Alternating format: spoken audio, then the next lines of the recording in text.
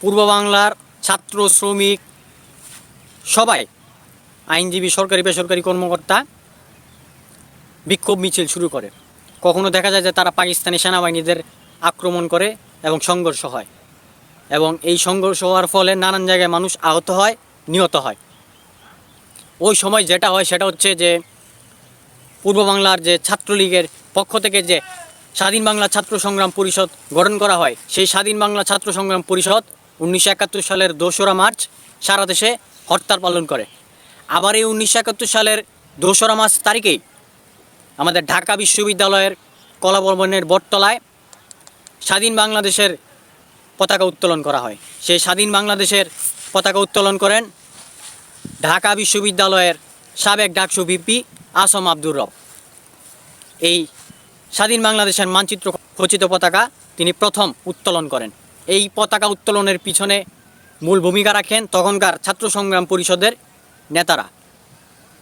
তো এরপর 1971 সালের 23রা মার্চ ছাত্ররা বিক্ষোভ করে, ছাত্রলীগ বিক্ষোভ করে ঢাকা পল্টন ময়দানে, এবং সেখানে বঙ্গবন্ধু শেখ মুজিবুর রহমান একটি সমাবেশ অনুষ্ঠিত হয়।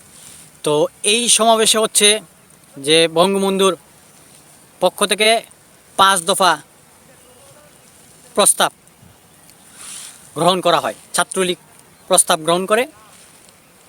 সো এই প্রস্তাবে 1971 সালের 6 মার্চ পর্যন্ত টানা 3 দিন সকাল সন্ধ্যা হরতাল পালন করা হবে, এটাও তখন ঘোষণাতে বলা হয়। ফিরে যাওয়া যাক পাকিস্তানের 1970 সালের জাতীয় নির্বাচনে। 1970 সালে পাকিস্তানের ইতিহাসে প্রথমবারের মতো জাতীয় নির্বাচন অনুষ্ঠিত হয়। কি অবাক হচ্ছেন? এই গতিবর্ষে কেনই বা আমি জাতীয় নির্বাচনের কথা বলছি পাকিস্তানের? অপেক্ষা করুন।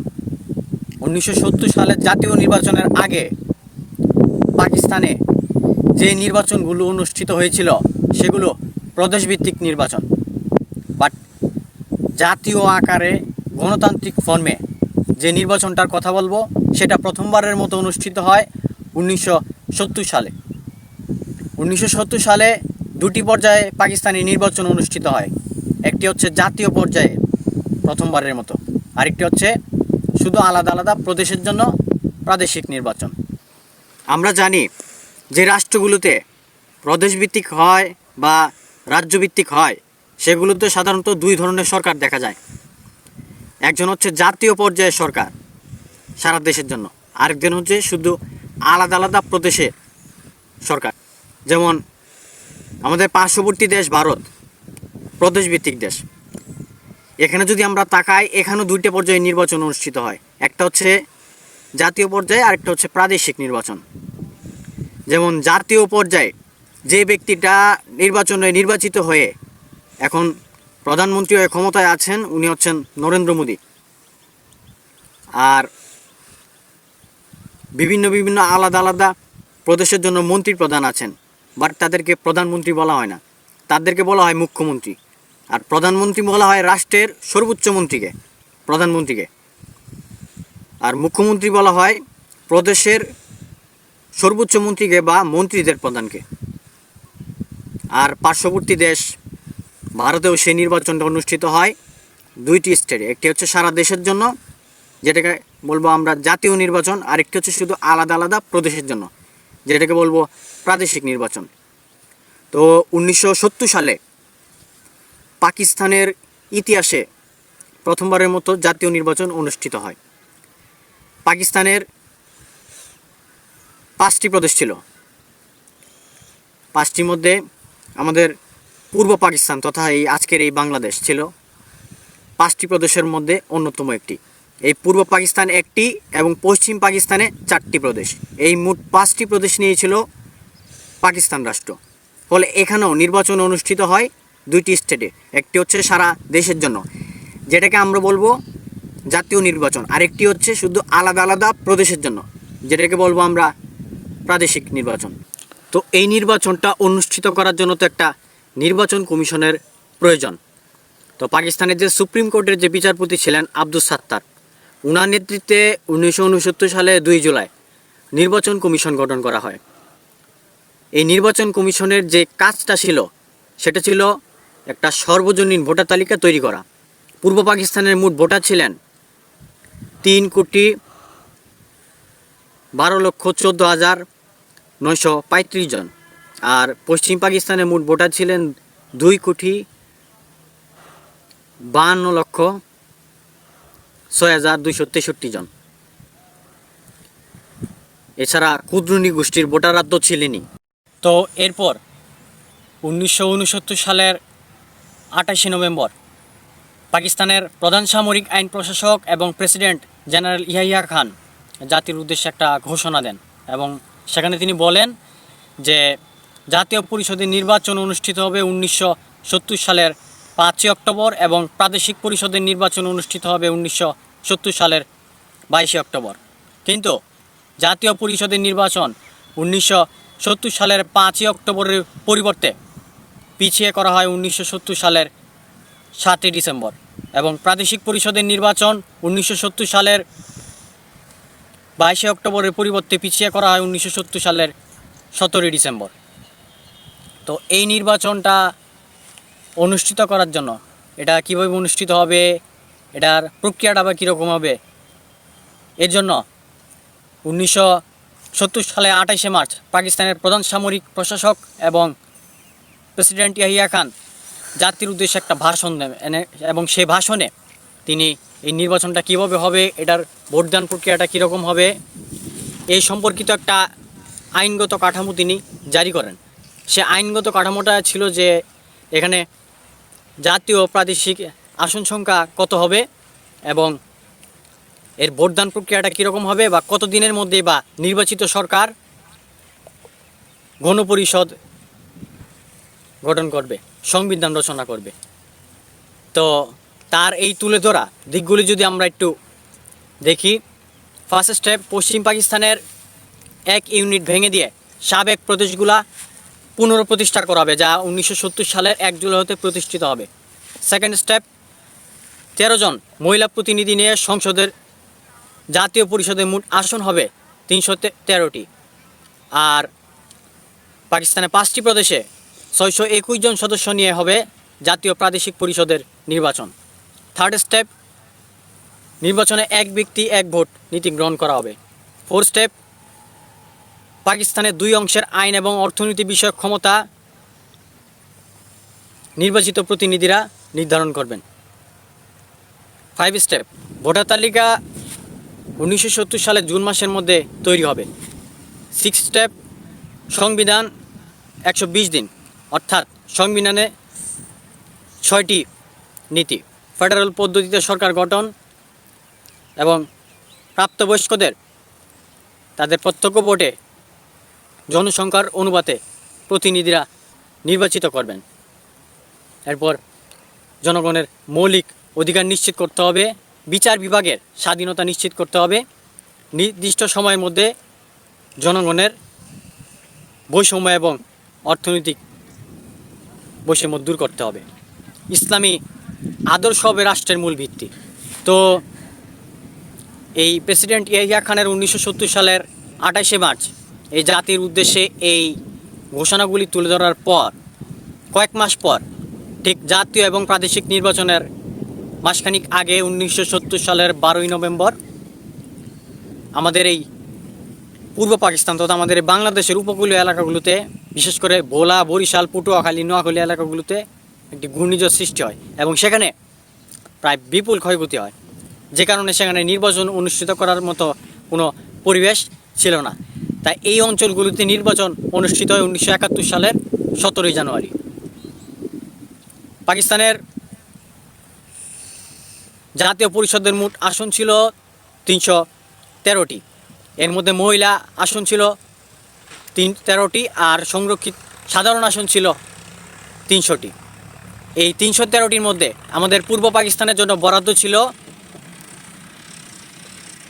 169টি, এর মধ্যে সাধারণ আসন ছিল আমাদের 162টি আর সংরক্ষিত মহিলাদের জন্য ছিল 60টি। আর অন্যদিকে যদি পশ্চিম পাকিস্তানে তাকাই, পশ্চিম পাকিস্তানে এই জাতীয় নির্বাচনে 313টি আসনের মধ্যে বরাদ্দ ছিল 144টি, এর মধ্যে সাধারণ আসন ছিল 138টি আর মহিলাদের জন্য সংরক্ষিত ছিল 6টি। তো পশ্চিম পাকিস্তানের তো 4টি প্রদেশ ছিল। 4টি প্রদেশের মধ্যে পশ্চিম পাঞ্জাবে সাধারণ আসন ছিল বরাদ্দ 82টি আর সংরক্ষিত মহিলা আসন ছিল 3টি। সিন্ধুতে ছিল সাধারণ আসন 27টি আর মহিলাদের জন্য সংরক্ষিত ছিল 1টি। উত্তর পশ্চিম সীমান্ত প্রদেশের সাধারণ আসন ছিল 18টি আর মহিলাদের জন্য সংরক্ষিত 1টি। এরপর বেলুচিস্তানের সাধারণ আসন ছিল 4টি আর মহিলাদের জন্য সংরক্ষিত ছিল 1টি। তো এই ছিল পশ্চিম পাকিস্তানে 4টি প্রদেশের জাতীয় পরিষদের নির্বাচনের আসন বণ্টন।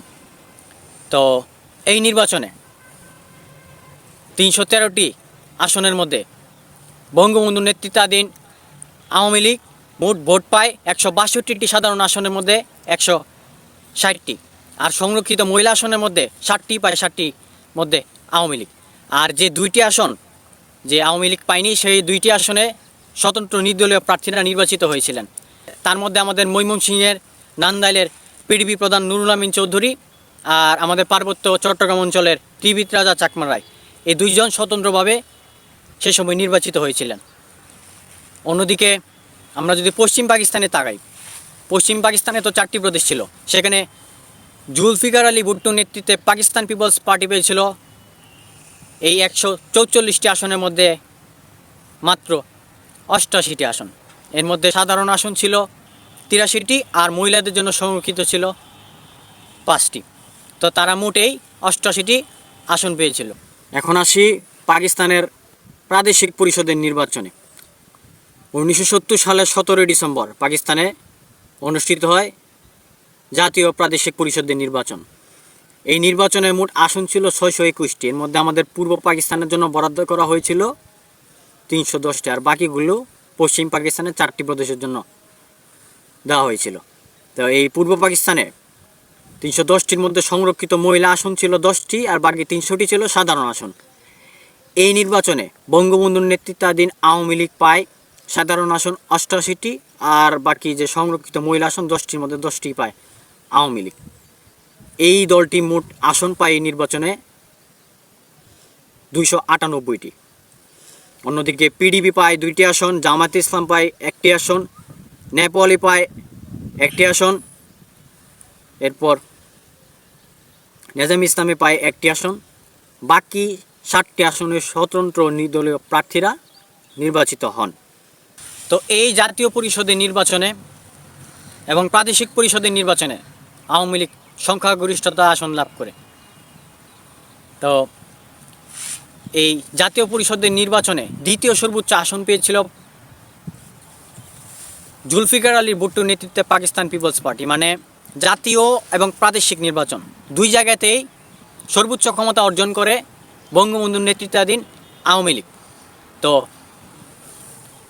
জনগণের এমন আকুণ্ঠ সমর্থনের মূল্যায়ন করতে চায় তারা, কিন্তু ক্ষমতা হস্তান্তরে শুরু হয় তালবাহানা।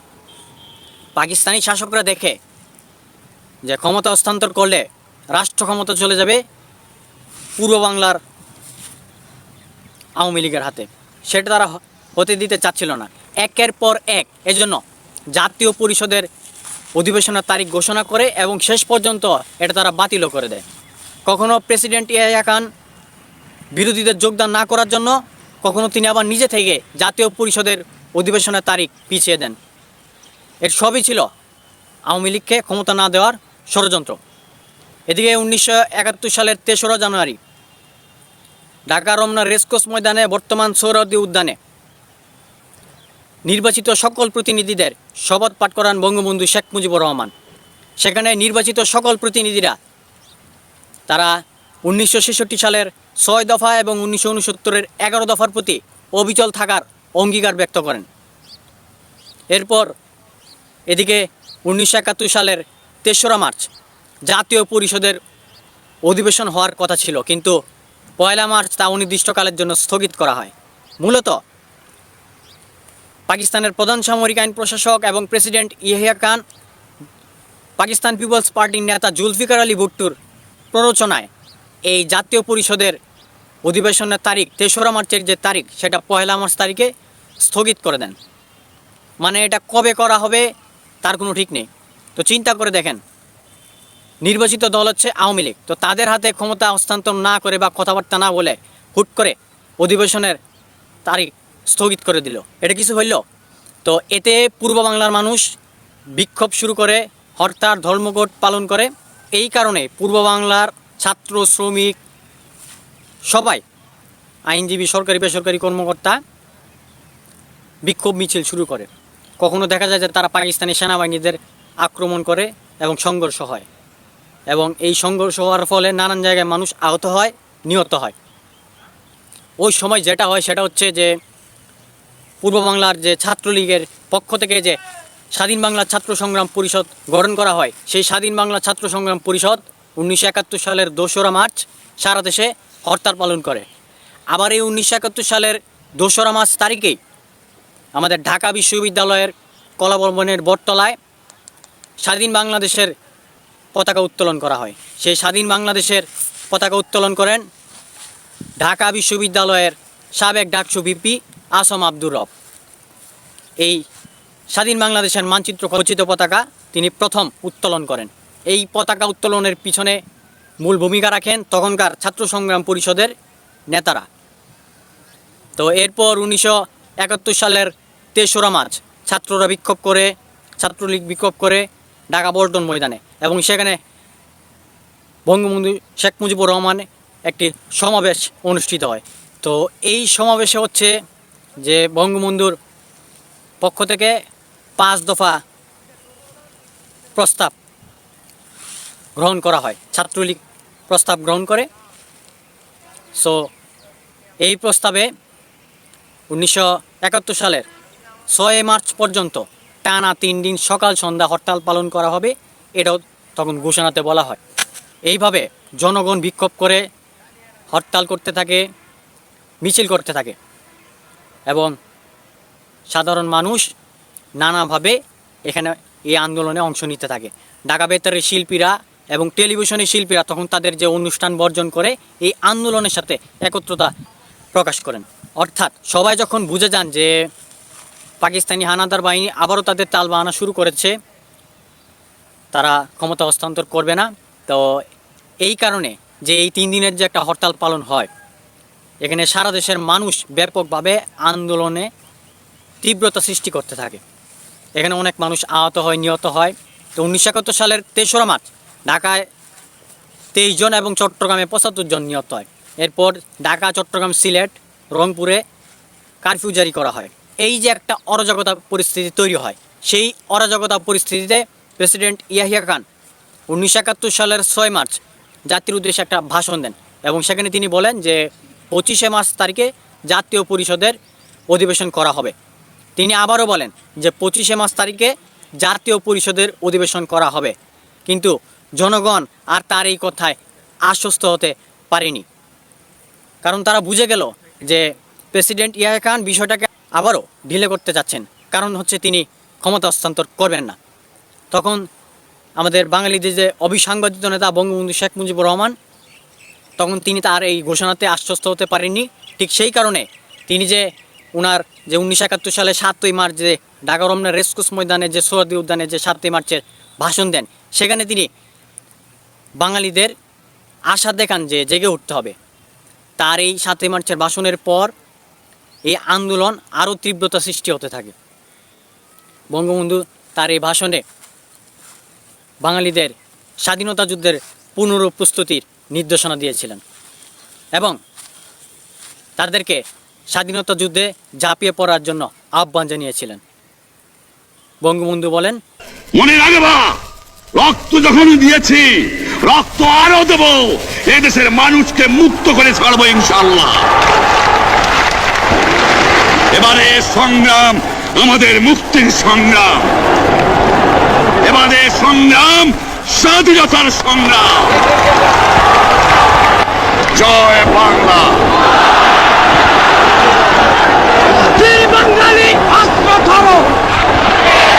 স্পষ্ট তার এই বক্তব্য থেকে, তার এই মূল বক্তব্য থেকে যে বিষয়টি সবচেয়ে বেশি উপলব্ধি করা যায় সেটা হচ্ছে স্পষ্ট হয়ে আসে তিনি স্বাধীনতার ডাক দিয়েছিলেন। বাঙালি জাতিকে তিনি স্বাধীনতার মন্ত্রে উজ্জীবিত করেছিলেন। তার ডাকে সাড়া দিয়ে সারা দেশের মানুষ হরতাল ধর্মঘট পালন শুরু করে, খাজনা ট্যাক্স ইত্যাদি বন্ধ করে দেয়। মানে সারা পূর্ব বাংলায় একটা থমথমে একটা ভাব পরিস্থিতি তৈরি হয়। বঙ্গবন্ধু তার এই ভাষণে মোটা দাগে 4টি দাবি পাকিস্তান সরকারের কাছে তুলে ধরেছিলেন। প্রথমটা হচ্ছে সামরিক আইন প্রত্যাহার করতে হবে, যেটা এই 1958 সালে শুরু হয়েছিল।